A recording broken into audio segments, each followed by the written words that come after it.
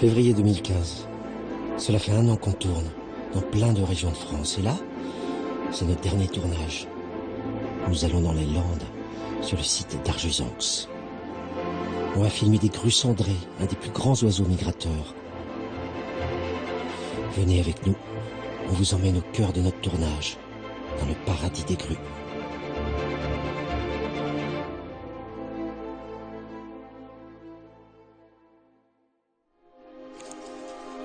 Le problème avec les grues, c'est qu'elles sont extrêmement farouches. À 500 mètres, si elles nous voient, c'est fini, elles partent. Et donc on a imaginé plusieurs systèmes de prise de vue. Le premier, c'est l'affût. Il est 6 heures, il fait moins 8 degrés.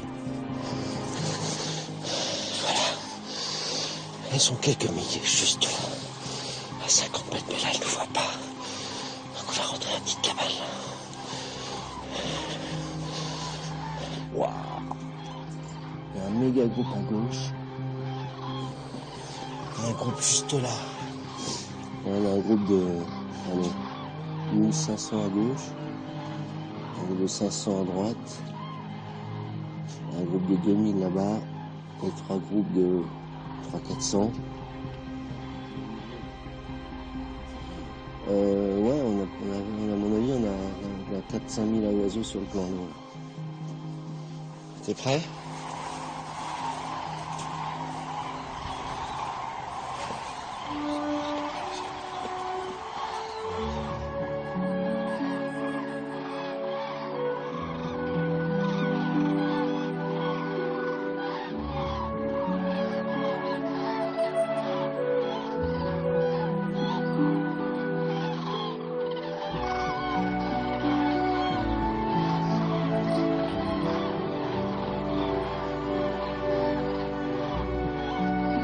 Ici, c'est le dortoir des Armaillans.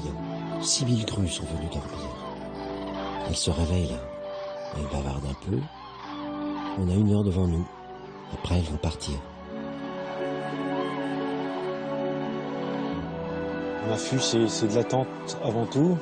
Et quand l'animal arrive devant toi et tu le cadres, tu es à la fois stressé, mais en même temps content du résultat qu'il va y avoir, parce que tu t'es préparé à ça pendant des journées, voire des semaines, pour réussir à se dire il me faut cet animal là, ici. Et quand ça se produit, c'est... Pourquoi faire un film sur la nature en France? L'idée est venue il y a 3-4 ans. On se rendait compte qu'il y avait énormément de documentaires, de grands spectacles, en Afrique, en Asie, en Amérique du Sud. Mais il n'y avait rien sur notre pays, il n'y avait rien même sur l'Europe. Et pourtant on a une faune fantastique, on a des espaces naturels merveilleux. Donc on s'est dit avec Fabrice Puchot de France 2, faisons un grand spectacle sur notre nature. C'est vrai, il n'y aura pas de lion, il n'y aura pas de girafe, mais il y a quand même des animaux très intéressants chez nous. Et une biodiversité absolument fascinante. Qu'est-ce qu'on va raconter? Donc là, on s'intéresse à ce que toute la science peut nous apprendre sur ces animaux et comprendre surtout, ce qui est très important, c'est le monde sensoriel d'un animal. C'est comment il voit, comment il sent, comment il perçoit, comment il goûte. Tout son monde sensoriel, on l'inclut dans notre travail.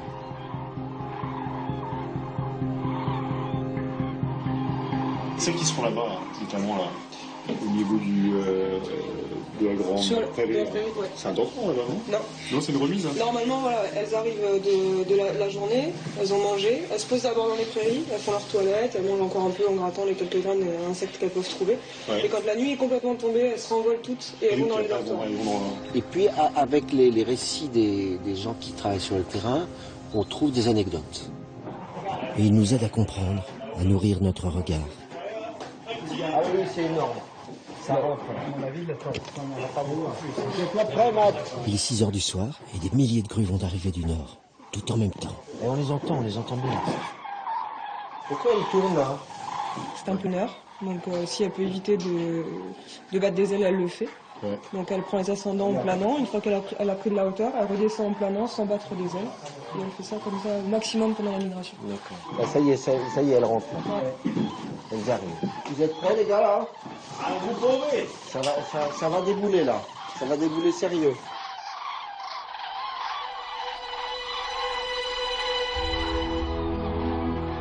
Ce qui est invraisemblable, c'est qu'en une semaine, début novembre, 50 000 oiseaux arrivent de toute l'Europe. Comme s'ils s'étaient donné rendez-vous, toutes ici, au même endroit.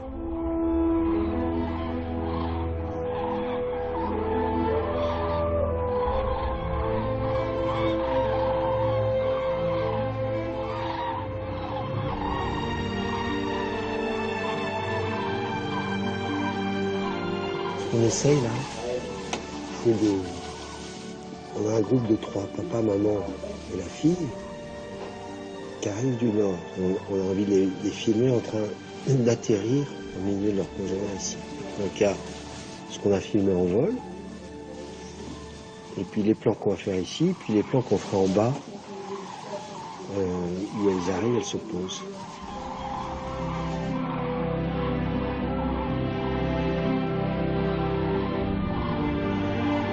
La plupart du temps, en discutant beaucoup avec ces gens-là, qui connaissent bien les animaux, qui nous disent voilà, tu vas pouvoir peut-être te mettre ici, il va peut-être falloir attendre 1 heure, peut-être 2 heures, peut-être 3 jours, mais si tu te mets là, jamais personne ne l'a fait. Et tu vas pouvoir capter ce comportement dont je t'ai parlé, et tu vas pouvoir le mettre dans ta séquence, et tu auras quelque chose qui n'a jamais été filmé. Nous, on ne perçoit pas, on croit que c'est tout le même cri, mais pas du tout. Chaque grue a une signature vocale, et chaque grue, donc, elles peuvent se reconnaître quand elles sont 10 000, elles s'entendent à 500 mètres, elles se reconnaissent à leur signature vocale. Donc c'est des ultrasons, c'est des complexités sonores que nous, on ne perçoit pas, mais elles, entre elles, elles perçoivent très bien, n'est-ce pas, Nathalie? Je sais pas de conneries. Hein? On vit vraiment dans un pays incroyable. Dans mon enfance, j'ai été bercé par les contes. Ma mère me lisait Rudyard Kipling, Grimm, La Fontaine. J'adorais Rikki Tikki-Tavi, la petite mangouste, ou les oies de Nils Holgersson. Je crois que ça m'a marqué. À mon tour, ce qui me plaît par-dessus tout, c'est de raconter des histoires. Et la nature, c'est le plus fabuleux des théâtres. Nos scénarios sont issus des connaissances du terrain et scientifique, mais on va quand même inventer une histoire dans le sens où on va prendre une situation particulière d'un individu particulier. Cette histoire, elle a déjà existé dans la nature. On veut la reconstituer. Alors voilà, les groupes de 3. Ouais.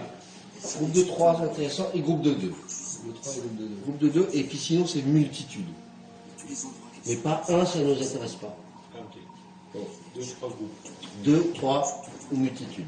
Il y a une dramaturgie, il y a comme un scénario de fiction, il n'y a pas de dialogue évidemment, mais ça mis à part, il y a des indications très très fortes et très simples d'action et de mise en scène dans ce qu'il nous donne. À nous de nous adapter sur le terrain évidemment derrière, à nous de trouver la manière de raconter ce qu'il a envie de décrire avec nos images. Il y a un truc que j'ai pas, c'est les 3 qui voyagent, papa, maman, demoiselle, ils voyagent, ils croisent des grues, ils se retrouvent dans Arjusante, et j'adorerais, et ça peut-être toi, mais parce que de là, on ne peut pas le faire, mais d'en bas, je dois 3 grues qui arrivent et qui se posent au milieu des eaux. C'est vraiment inspiré du système anglais, des documentaires animaliers. On est loin des documentaires animaliers des années 80 ou 90, où on suit une espèce, on filme ce qu'on peut, et puis on verra au montage ce qu'on arrive à faire. C'est vraiment une démarche en amont d'écriture et de scénarisation. En revanche, si on est en affût, toi tu vas peut-être te mettre en affût en bas, s'il y a de la parade, tu resserres sur les 2. Parce qu'on peut faire prolonger cette parade par une autre scénette après, où ils sont au bord de l'eau. On peut continuer la parade. Petite parade, ça m'intéresse. Non, parce qu'il faut qu'elle soit entière pour que ce soit joli. Pour filmer l'histoire de Mademoiselle Grue, on utilise toutes les techniques de tournage. On raconte ici comment Mademoiselle va trouver son conjoint et s'unir pour la vie avec lui. Pour la filmer en vol, on a tourné avec 3 grues imprégnées, c'est-à-dire élevées par l'homme dès la naissance. Elles suivent Christian partout depuis qu'elles sont petites. Mathieu s'est installé sur son ULM et il a pu filmer leur voyage.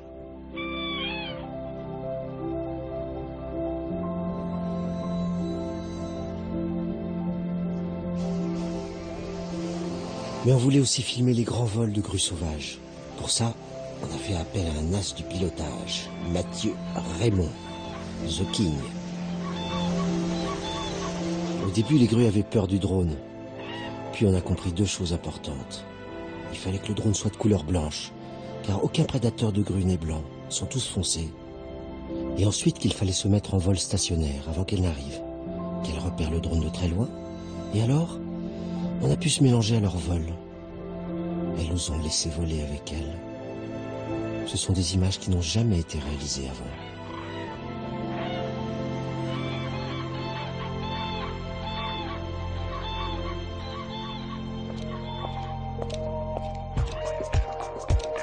Le plus difficile, ça a été de s'approcher suffisamment près pour filmer leur intimité, la séduction et surtout les parades. Pour ça, on a installé des affûts mobiles. Pendant la journée, les grues vont se nourrir dans les champs aux alentours. Alors on en profite pour s'installer. Et après, il suffit d'attendre. Pendant que Samuel passe la nuit dans sa tente, on est allé se positionner dans un endroit magique, le Petit Marais. Une cabane qui est juste à quelques mètres d'un dortoir. Une bonne marche au petit matin, ça réveille.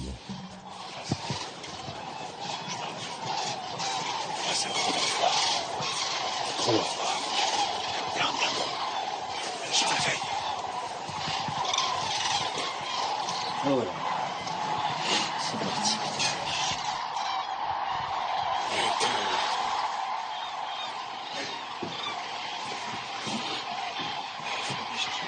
J'ai besoin de moi. Bougeons pas, elles vont peut-être revenir.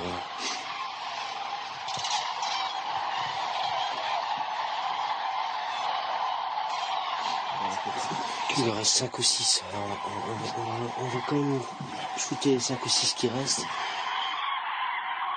Parti. Avec les animaux, ça marche pas toujours comme on voudrait.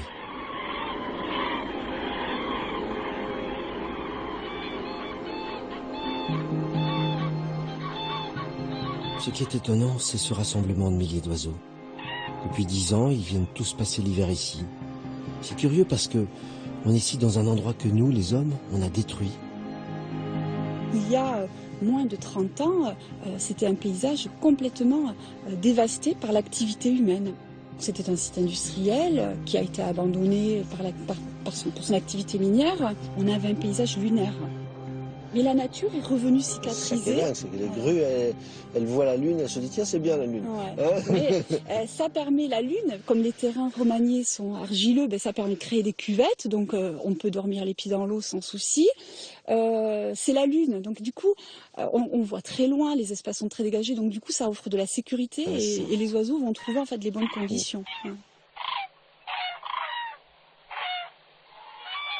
On dit toujours la nature reprend ses droits. Mais ici, c'est différent. La nature reprend de nouveaux droits. Parce que avant, il n'y avait pas de grue. Et ça, c'est très encourageant. Ça veut dire que, quoi qu'il arrive, malgré tout, il y a une force de vie sur cette planète qui fait que la nature trouve un moyen de s'adapter aux conneries qu'on a fait. Ce site doit devenir une réserve naturelle nationale. C'est important. Il faut préserver cet endroit et faire en sorte que les grues puissent continuer à venir et que nous, on puisse venir les voir. L'objectif pour Sophie et son équipe, c'est de réussir à faire en sorte que ce site soit maintenant classé réserve naturelle de France. J'ai eu envie de les aider dans leur démarche et je leur ai promis d'essayer d'intervenir auprès du ministre. C'est une reconversion écologique qui s'est faite par elle-même. Mademoiselle a choisi le dortoir du Petit Marais. Comment elles ont trouvé ça? C'était pas prévu, quoi. L'homme n'y est pour rien. Enfin, l'homme, même il est... Oui, là, on n'a pas mis de nourriture, mais... Et donc, c'est important de soutenir l'initiative de ces gens, parce que qu'est-ce qu'ils font? Ils voient une merveille de la nature, ils essayent de faire en sorte que ça continue. Oui, bien sûr. Je vais regarder ça de très près. C'est une très bonne idée. Ça me fait très plaisir. C'est une petite pierre dans le jardin, mais le jardin est grand, certes, mais chaque petite pierre est importante. Non, c'est que la biodiversité est mouvante aussi. Oui. On n'est pas dans des espaces figés ou dans des équilibres figés, les équilibres évoluent. Et il y en a de nouveaux comme ceux-là qui émergent, c'est bien. C'est en étant conscient du magnifique patrimoine naturel que l'on a entre les mains qu'on est aussi incité d'abord à le regarder, ce qu'il fait déjà exister, et puis ensuite à le protéger, ce qui n'est pas toujours facile.